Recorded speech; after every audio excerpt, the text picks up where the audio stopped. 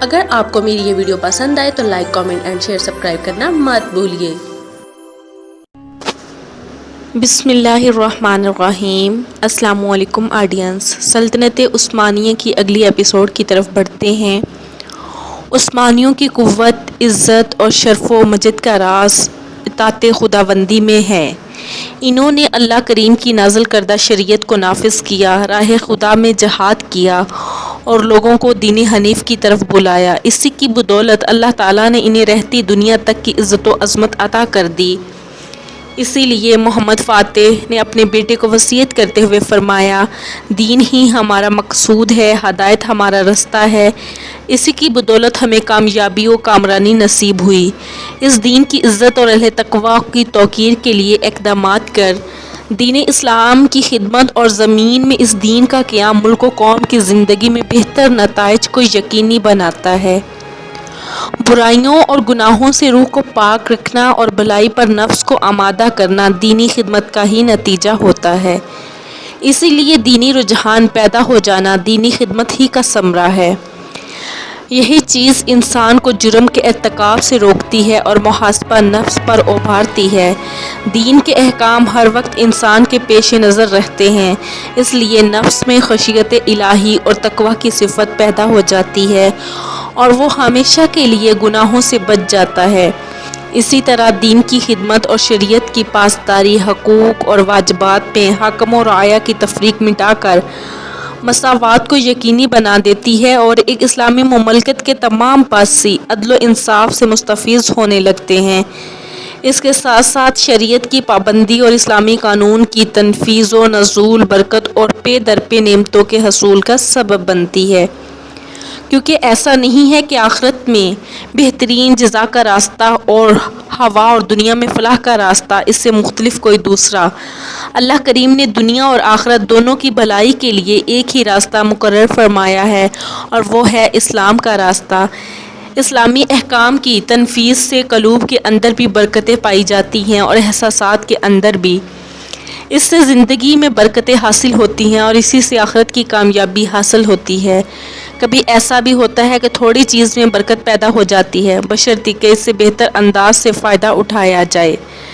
شریعت اسلامی پر عمل ہی کے نتیجے میں ایک ایسا اسلامی معاشرہ معرض وجود میں آیا جو اپنے دین اور نظریہ کی حفاظت پر حریص تھا اور جس نے وہ راستہ اختیار کیا جس کا مصدر قرآن و سنت تھے۔ قرآن و سنت وہ مصدر ہیں جس میں ایک مسلم فرد، مسلم جماعت، مسلم امت اور مسلم سلطنت کی تعمیر و تشکیل کا مکمل سامان موجود ہے۔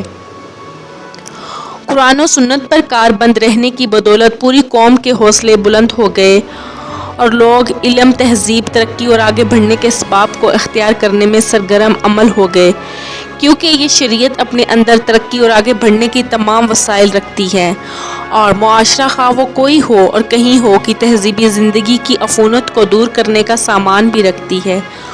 لوگ باعمل علماء کی ضرورت محسوس کرتے ہیں تاکہ وہ انہیں ان کا دین سکھائیں، ان کی اللہ تعالیٰ کی اطاعت پر تربیت کریں۔ علماء ہی وہ لوگ ہیں جو لوگوں کے سامنے اللہ تعالیٰ کے احکام اور اس کے رسول کے ارشادات کو بیان کرتے ہیں اور شریعت کی اسلامی اصولوں کے مطابق تفسیر و توضیح کرتے ہیں۔ اسی لیے ارشاد باری تعالیٰ ہے، فَاسْأَلُوا أَهْلَ الذِّكْرِ إِن كُنتُمْ لَا تَعْلَمُونَ۔ سورۃ النحل میں ہے، پس دریافت کر لو اہل علم سے اگر تم خود نہیں جانتے۔ ملکی دولت کو عیش و عشرت، لہو لعب یا غیر ضروری کاموں پر خرچ مت کرنا، کیونکہ فضول خرچی ہلاکت کا سب سے بڑا سبب ہے۔ یہ وصیت سلطان محمد فاتح علیہ الرحمہ کے ولی عہد کی رہنمائی کرتی ہے کہ وہ اعتدال اور اخراجات میں میانہ روی اختیار کرے۔ یہ وصیت اللہ اور اس کے رسول کریم صلی اللہ علیہ وآلہ وسلم کے حکم اعتدال اور میانہ روی کو صحیح سمجھنے کا نتیجہ ہے۔ سلطان محمد فاتح علیہ الرحمہ بخوبی جانتے تھے کہ اسراف سے حاکم اور ملک کا دور رہنا بہت ضروری ہے، کیونکہ فضول خرچی میں اللہ اور اس کے رسول صلی اللہ علیہ وآلہ وسلم کی نافرمانی ہے۔ سلطان محمد فاتح کا وصال اور مشرق و مغرب پر اس کے اثرات۔ ماہ ربیع الاول 886 ہجری بمطابق 1481 عیسوی کو سلطان محمد فاتح قسطنطنیہ سے ایشیائی کوچک کی طرف روانہ ہوئے، جہاں اسکندر میں ایک دوسرا بہت بڑا لشکر مکمل طور پر جنگ کے لیے تیار ہو چکا تھا۔ سلطان ابھی تک استنبول سے نہیں نکلے تھے کہ ان کی صحت خراب ہو گئی، لیکن شوق جہاد کی بدولت انہوں نے اس کی کچھ پرواہ نہ کی اور آمادہ سفر ہو گئے۔ خود ہی اپنے لشکر کی قیادت کی اور پورے حوصلے سے کام کیا۔ ان کا یہ معمول تھا کہ بیماری کی حالت میں بیمار کا راز میں گھس جاتے تھے اور لڑائی کی سختیوں میں بیماری سے شفا حاصل کرتے تھے۔ لیکن اس بار مرض بڑھ گیا، قدم اٹھانا مشکل ہو گیا۔ طبیبوں کو بلایا گیا لیکن فیصلہ ہو چکا تھا، علاج معالجے سے کچھ فائدہ نہ ہوا اور سلطان محمد فاتح علیہ الرحمہ اپنے لشکر جرار کے درمیان بروز جمعرات 4 ربیع الاول 886 ہجری کے مطابق 3 مئی 1481 عیسوی کو وہ وصال فرما گئے۔ وصال کے وقت ان کی عمر 52 سال تھی اور 30 سال سے کچھ زیادہ عرصہ انہوں نے سلطنت عثمانیہ کی فرمانروائی کی تھی۔ آپ کے وصال کی خبر جب مشرق و مغرب میں پھیلی تو ایک خوفناک دھماکہ ہوا جس سے اسلام اور اہل اسلام نصرانیت کے گھروں میں گھی کے چراغ جلنے لگے اور ان کی خوشی و مسرت کی کوئی انتہا نہ رہی۔ نصرانیوں نے روڈس میں نماز شکر ادا کی، اس خوفناک دشمن سے نجات حاصل ہوئی۔ عثمانی سلطنت کے لشکر اٹلی کے جنوب میں پہنچے چکے تھے اور عثمانی سلطنت کے لشکر جیسے ہی اٹلی کے جنوب میں پہنچے تاکہ پورے ملک کو اٹلی کو فتح کر کے دولت عثمانیہ کا حصہ بنایا جائے، لیکن بدقسمتی سے سلطان محمد فاتح کی وفات کی خبر نے لشکر کے حوصلوں کو پست کر دیا۔ غم و اندوہ اور حزن و ملال کی فضا چھا گئی۔ مجبوراً عثمانیوں کو شاہ نابولی کے ساتھ مذاکرات کرنے پڑے تاکہ وہ اپنی جان و مال کو بحفاظت بچا کر واپس ہو سکے۔ مذاکرات بظاہر کامیاب رہے لیکن نصرانیوں نے عہد شکنی کرتے ہوئے فوج کے باقی حصہ کو گرفتار کر کے لوہے کی زنجیروں میں جکڑ دیا۔ سلطان کے وصال کی خبر جب روما پہنچی، پوپ بے حد خوش ہوا۔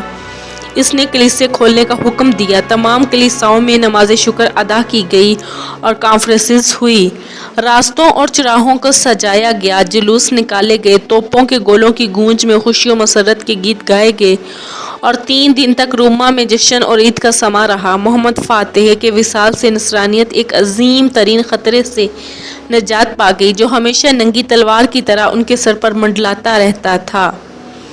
کوئی نہیں جانتا کہ سلطان محمد اپنے لشکر کی قیادت کرتے کس طرف جانے کا ارادہ رکھتے تھے۔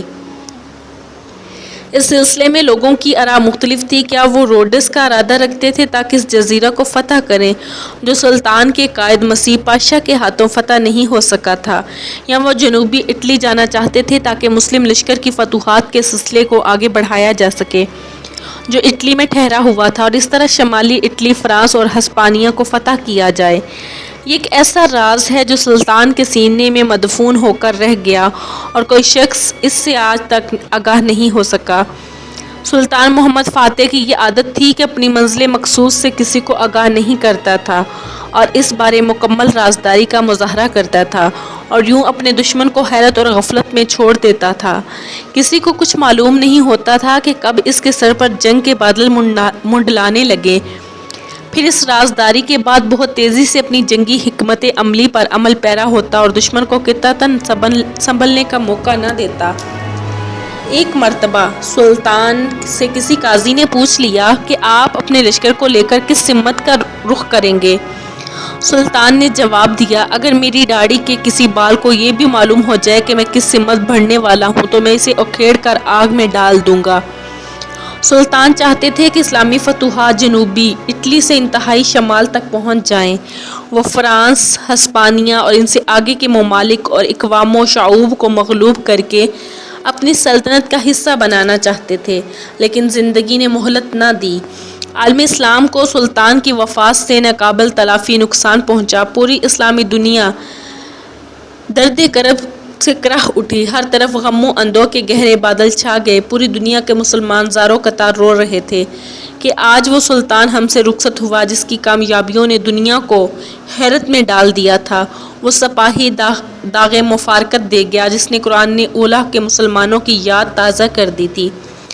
عبدالحی بن عماد حنبلی اپنی کتاب میں 880 کی واقعات کو قلم بند کرتے ہوئے لکھتے ہیں، وہ بنی عثمان کے عظیم ترین سلاطین میں سے تھے۔ وہ صاحب فضیلت و عظمت اور نہایت عظیم و جلیل القدر بادشاہ تھے۔ جنگی کارروائیوں، پیش قدمی اور سخت کوشی کے حوالے سے وہ سب بادشاہوں سے عظیم، طاقتور، ثابت قدم اور سب سے زیادہ اللہ پر بھروسہ کرنے والے فرمانروا تھے۔ انہوں نے ہی بنی عثمان کے ملک کی بنیاد رکھی اور ان کے لیے ایسے قوانین وراثت میں چھوڑے جو زمانے کی گردن میں خوبصورت ہار کی حیثیت رکھتے ہیں۔ بڑے اچھے اوصاف کے مالک تھے، بے مثال خوبیوں اور فضیلتوں کے حامل تھے۔ تاریخ کے صفحات پر آپ کے اثرات ہمیشہ باقی رہیں گے اور ماہ وصال انہیں کبھی نہیں مٹا سکیں گے۔ انہوں نے وہ جنگیں لڑی جنہوں نے صلیبیوں کی صلیبیں ریزہ ریزہ کر دی اور ان کے بتوں کو پاش پاش کر دیا۔ ان کا عظیم ترین کارنامہ قسطنطنیہ کی فتح ہے۔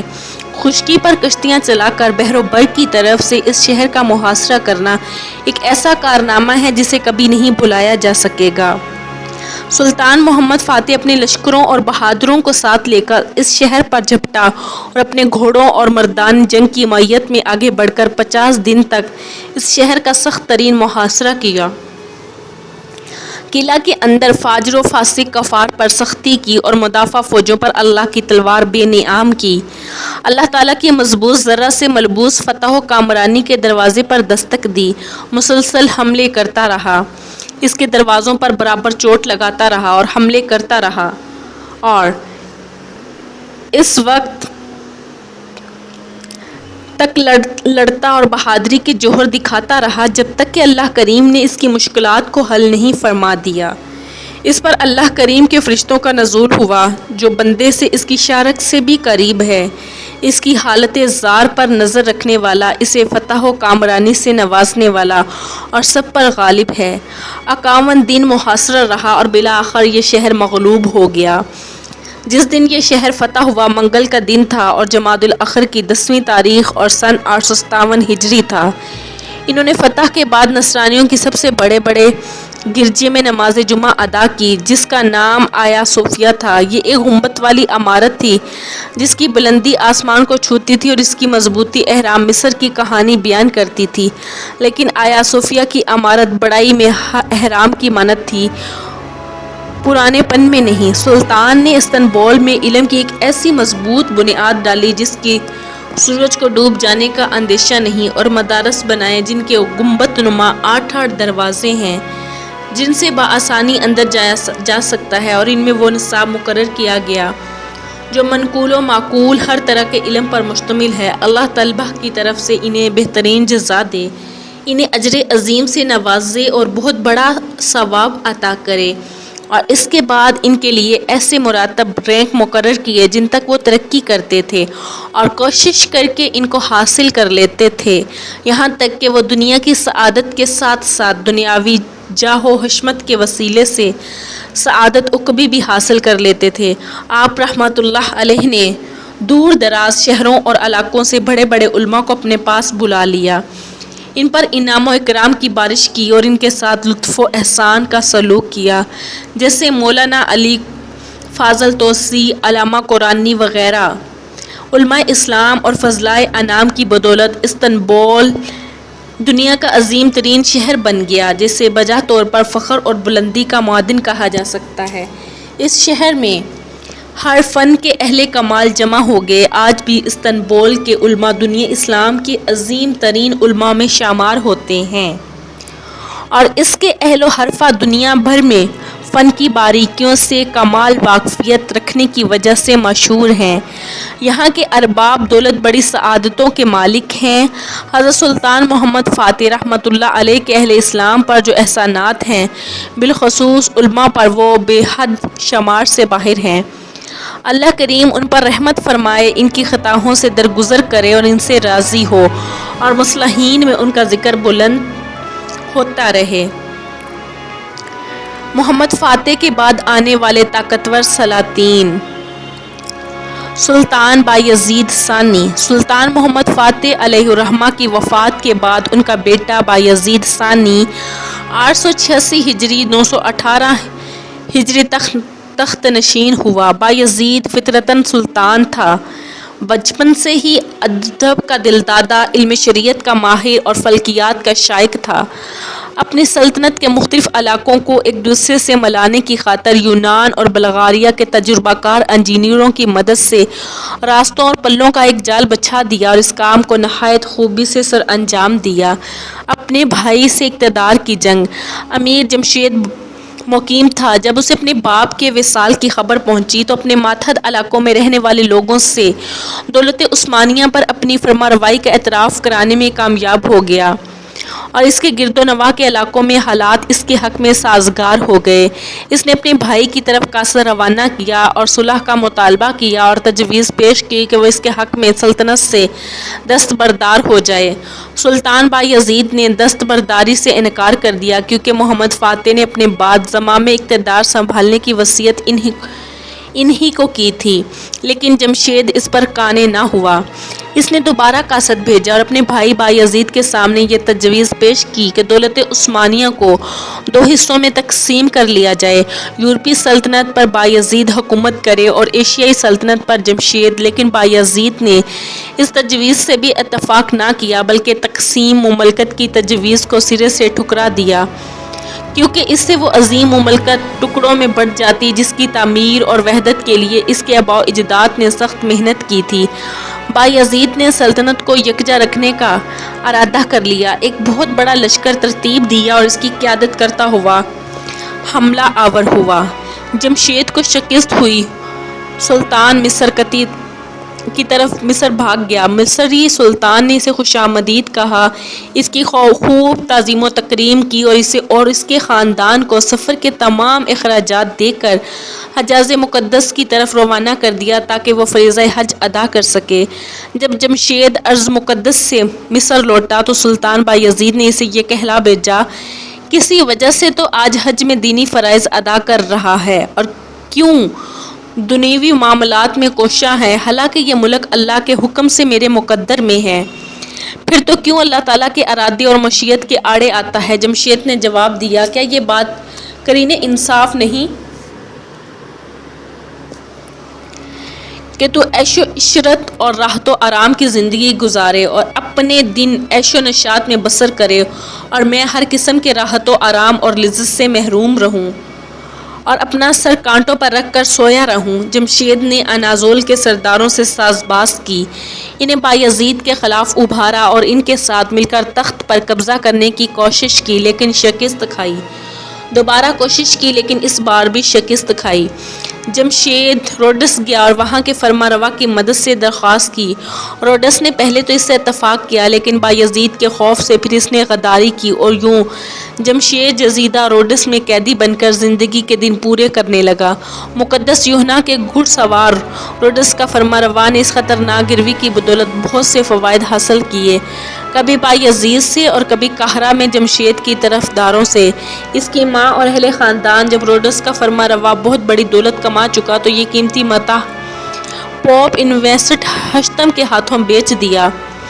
جب پوپ انوسیٹ ہشتم فوت ہوا تو اس پر سکندر ششم نے قبضہ کر لیا، لیکن بالآخر زیادہ عرصہ تک جمشید زندہ نہ رہا، وہ بہت جلد قتل کر دیا گیا اور الزام بایزید ثانی کے سر دھر دیا گیا جس نے اپنے بھائی کے خطروں سے نجات حاصل کر لی تھی۔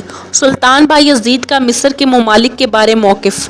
عثمانیوں اور ممالک کے درمیان شامی سرحد پر کچھ مارکے ہوئے، لیکن ان مارکوں میں اس حد تک تیزی نہ آئی کہ دونوں کے درمیانی خون ریز جنگ چھڑ جاتی۔ البتہ ان مارکوں کی وجہ سے دونوں کے درمیان عدم اعتماد کا احساس پیدا ہو گیا۔ یہی وجہ ہے کہ 1491 میں صلح کے مذاکرات ناکام ہو گئے۔ مملوکی سلطان دل و دماغ پر اس بات کا خوف تھا کہ وہ عثمانیوں کی فوجوں سے قوت آگاہ تھے یا اس وجہ سے کہ اس کی بہت سی فوج پرتگالیوں کے مقابلے میں مشغول تھی، لیکن ان حالات میں ایک عجیب واقعہ رونما ہوا جس سے مملوکی سلطان کے سارے اندیشے جاتے رہے۔